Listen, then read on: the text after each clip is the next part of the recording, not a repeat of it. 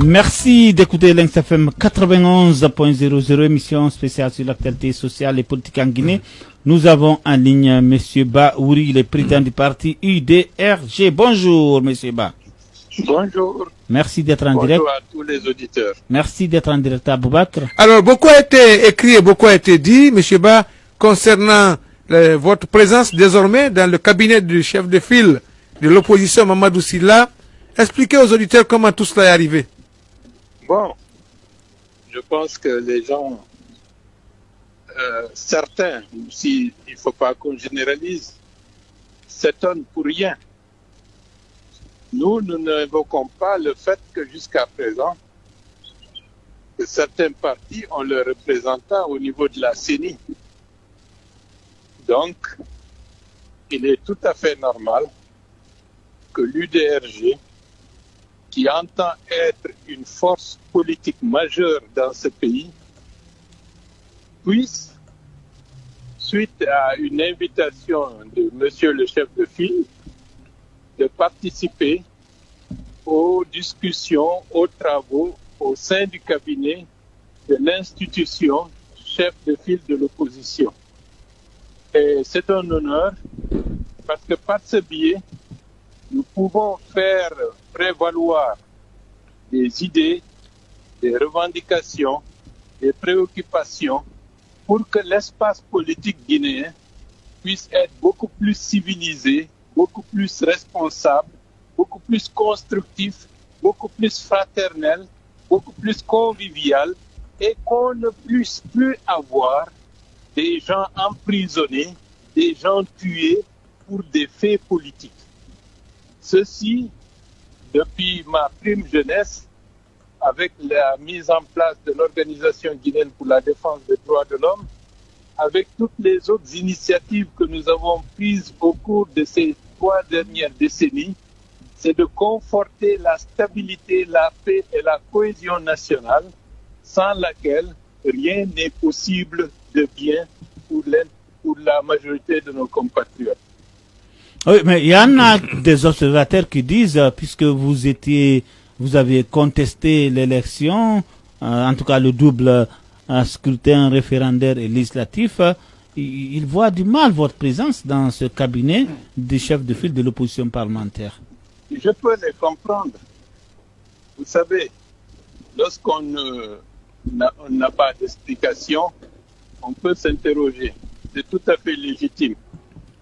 Mais il faut comprendre le processus. L'UDRG n'a pas participé aux législatives. L'UDRG a toujours montré son refus de ce changement qui a abouti à la constitution du 22 mars 2020. L'UDRG n'a pas participé à la présidentielle du 18 octobre. Et nous avions bel et bien indiqué que ce que nous risquons d'avoir, que certains y participent, ils vont accompagner la mise en place du 3e mandat. Ils vont valider l'ensemble du processus qui a abouti à cela. Et ce que nous regrettons le plus, que cela va être l'occasion d'un délabrement de la cohésion nationale avec des risques pour la stabilité de notre pays. Et ça, aujourd'hui, nul ne conteste que tout cela s'est passé. Donc, par rapport à l'idée de cohérence politique, il faut avoir une lecture tout à fait correcte de l'ensemble des choses. Le 3e mandat a été validé par ceux et celles qui ont contribué à en faire une élection comme une autre. Donc, ceux-là ont des comptes à rendre à l'histoire et à la postérité. Bref, à partir de ce moment-là, nous avons pris acte de la réalité. Monsieur Alpha Condé est de fait l'interlocuteur privilégié de la communauté internationale, de la communauté nationale. C'est lui qui exerce l'autorité sur l'ensemble des institutions de ce pays. Nous avons pris acte du fait que M. Alpha Condé est le président de la République de la Guinée. Un. Deuxièmement, à partir du moment où vous prenez acte, qu'est-ce que vous allez faire? Vous allez bouder dans votre coin en disant que tout ce qu'ils font ne m'intéresse pas, alors que la vie est en train d'être très difficile pour nos compatriotes, que les frontières sont fermées, que des gens sont emprisonnés, que des gens meurent en prison, que la pauvreté s'intensifie.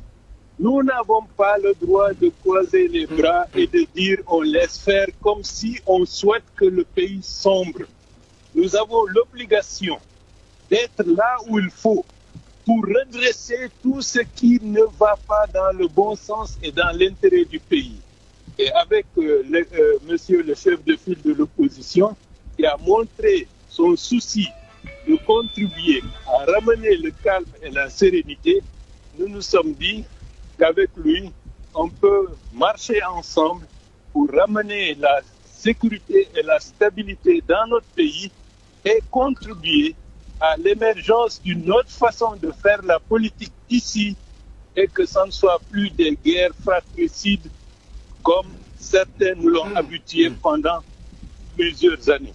La Guinée doit changer. La Guinée attend de ses responsables d'être des responsables sérieux, intelligents, qui ont de l'empathie pour la souffrance du plus grand nombre.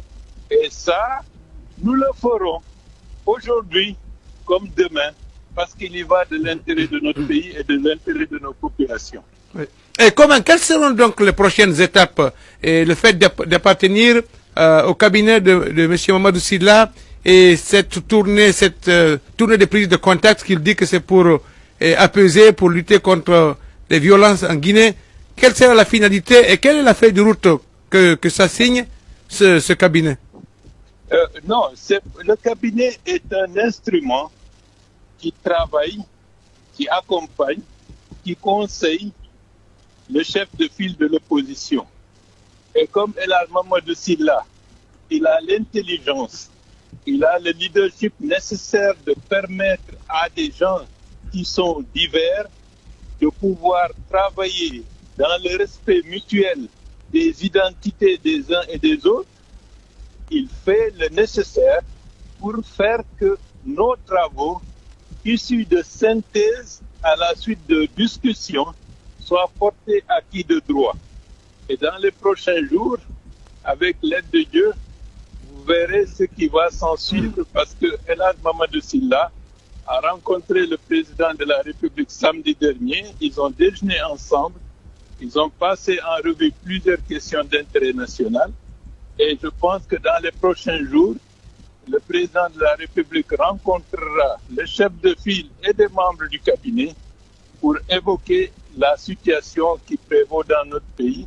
Et nous espérons que ce sera un moment qui permettra de donner des réponses précises et claires par rapport à des préoccupations majeures qui concernent la vie nationale. Il va, comme les questions concernant les détenus politiques, la question des frontières, la question du vivre ensemble, la question de faire en sorte que la gouvernance puisse faire reculer la pauvreté et l'insécurité dans tous les domaines. Ce sont des questions qui nécessitent que tous les responsables, quel que soit leur bord, puissent se retrouver et apporter leurs propositions dans un esprit fraternel, dans un esprit de complémentarité, parce que le pays en a besoin, surtout dans un contexte où nous accumulons des crises et des crises avec la résurgence de la fièvre hémorragique Ebola au sud de notre pays. Donc la situation actuelle, qui ne doit pas être une situation pour dire est-ce qu'on est là pour soutenir tel, on est là pour la Guinée, on est là pour les Guinéens, on est là pour faire avancer globalement l'intérêt de tous les Guinéens. En tout cas, à mon niveau et à ma place, voilà comment j'interprète ce que nous sommes en train de faire et nous prions que Dieu nous donne la force et l'intelligence et la sagesse nécessaires de faire avancer notre pays et que nous ne soyons plus un pays marqué par des bains de sang, par des insécurités, par la pauvreté endémique, alors que Dieu nous a donné tout ce qu'il faut pour que ce pays soit le premier de l'Afrique de l'Ouest. Vous avez lancé là des fleurs à Mamadou Sylla l'intelligence de faire travailler toute l'opposition, mais on ne vous a pas vu hier à son siège où il y avait cette réunion de restitution. Ah, vous avez mal vu. Ah ben bon, tant pis alors. Peut-être on n'avait pas nos lunettes. On n'avait pas nos lunettes peut-être. Mais on vous a cherché partout, on vous a pas vu. On vous a pas vu. Où était Donc ça s'est très bien passé dans ce cas. Je vais vous dire une chose. Allez-y. Ou c'est parce que vous n'avez pas voulu parler peut-être. Je ne cherche pas à me faire voir inutilement. Je cherche à être efficace, à être utile, à être là où il faut pendant qu'il est temps. Le reste, se faire voir, ce n'est pas dans mes habitudes. Et ceux qui aiment se faire voir n'ont qu'à se faire voir.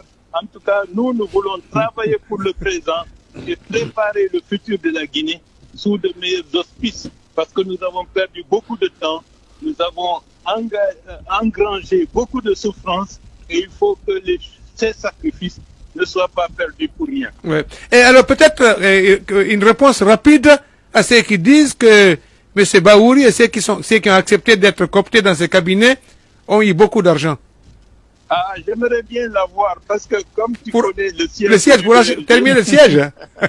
C'est pas en tout cas... Ce siège a besoin d'être mieux aménagé. Nous avons besoin d'avoir de véritables 4x4 pour faire le tour de la Guinée. Nous avons besoin d'avoir un siège où nous aurons des bureaux pour faire travailler des jeunes gens pour préparer l'accession de l'UDRG au pouvoir, Inch'Allah. Alors, peut-être une dernière question. Est-ce que vous avez lu cette tribune que les Silou d'Alem Martin Fayilou et Agbeyome Kodjo ont adressée à la France et à l'Union européenne concernant les opposants en Afrique et les fraudes électorales? Qu'est-ce que vous en pensez? Bon, dans toute chose, il peut y avoir une part de vérité. Mais il faut faire preuve de responsabilité et d'intelligence. Il ne faut pas avoir le nombrilisme pour dire que l'histoire s'arrête à sa personne, à soi. L'histoire, c'est quelque chose qui bouge, qui change. Des intérêts qui s'entrecroisent. Une mauvaise situation peut se transformer en une meilleure opportunité pour construire aujourd'hui et demain. Je prends l'exemple comment on appelle ça, de la RDC. L'arrivée de Tshisekedi. Est-ce qu'une bonne ou mauvaise chose dans un contexte d'impasse qui prévalait? Ça, c'est une question. On peut prendre d'autres exemples. Il faut que les gens se rendent compte.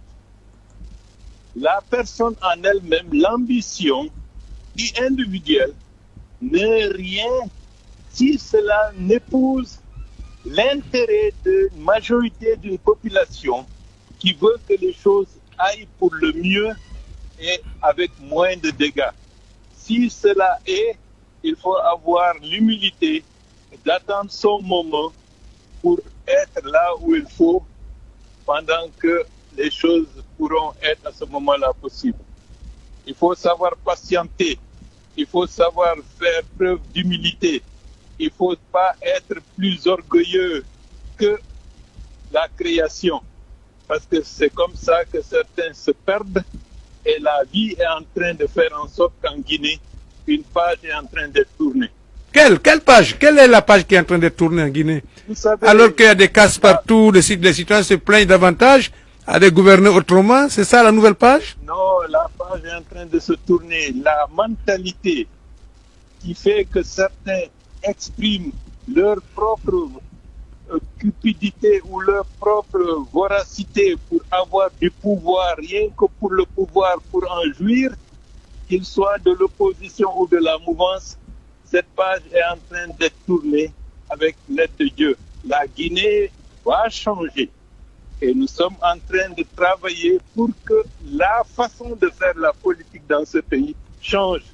Depuis des années, je le dis, aujourd'hui, j'ai encore des moyens supplémentaires pour se faire davantage entendre et de peser davantage sur l'évolution de la vie politique dans mon pays. Je ne vais pas cracher sur cette opportunité. Au contraire, je me battrai avec les amis, avec ceux qui croient en cela, pour que la Guinée puisse, dans les années à venir, être un pays politiquement stable, économiquement prospère et humainement solidaires, soudés, réconciliés. Oui, mais peut-on parler de développement, de réconciliation dans un contexte où il y a des opposants en prison? C'est la raison pour laquelle, bonne question, comment voulez-vous qu'on s'asseye et qu'on s'occupe de nos affaires sans se battre pour faire sortir les gens qui sont en prison? Comment faire pour réconforter ceux qui ont perdu les leurs dans toutes ces batailles? C'est ça la responsabilité. Moi, je ne peux pas m'asseoir et savoir qu'il y a des gens qui souffrent, qu'il y a des gens qui pleurent. Je ne dis pas que je me bats seulement pour ceux qui sont avec moi ou ceux qui m'applaudissent. Même ceux qui m'insultent, je vais me battre pour eux, pour qu'ils recouvrent leur liberté, pour qu'ils puissent vivre tranquillement et avoir le temps de m'insulter s'il le faut jour et nuit. C'est ça notre objectif. Et ça n'a pas commencé aujourd'hui. Depuis qu'on a mis en place les structures de l'OGDH, alors que certains étaient en train de conforter leur fauteuil dans des cercles administratifs ou de se cacher pour avoir un avenir politique et faire carrière, nous sommes descendus dans l'arène pour que ce pays change et des organisations qui défendent les gens sur la base de la vérité, sur la base de l'objectivité, sur la base de l'impartialité. Et c'est ça notre vocation. Nous ne sommes pas là pour faire plaisir à quelqu'un. Nous sommes là pour la Guinée, pour le peuple guinéen. Si ça ne plaît pas à certains, ça les regarde. En tout cas, nous assumerons avec intelligence, sagesse et détermination les raisons pour lesquelles depuis plus de 40 ans nous nous battons. Et je remercie Dieu de m'avoir encore donné le temps de pouvoir le faire et d'être fidèle à mes idées de mes 20 ans. Et j'en profite, avant qu'on ne raccroche, de rendre un vibrant hommage au docteur Ba Mamadou Kaba, l'oncle de feu doyen Ba Mamadou, qui nous a quittés hier. C'était un témoin de notre histoire tumultueuse. C'était un ami, malgré qu'il y a une grande différence d'âge. Je regrette qu'il en soit ainsi, mais c'est ça la vie aussi. Et puis, c'est une occasion de rappeler aux uns et aux autres de ne pas oublier ceux qui se sont consacrés pour se battre, pour que ce pays ait des institutions solides et puisse permettre à ce que les Guinéens vivent autrement. Et le doyen Ba Mamadou en fait partie. Et à son âme. Merci à vous, Monsieur Baouri, président du Parti Union des démocrates pour la renaissance de la Guinée. Dans un instant, nous allons voir Abdoulaye Kourma, président du parti RRD. Mais avant, on va marquer juste une courte pause.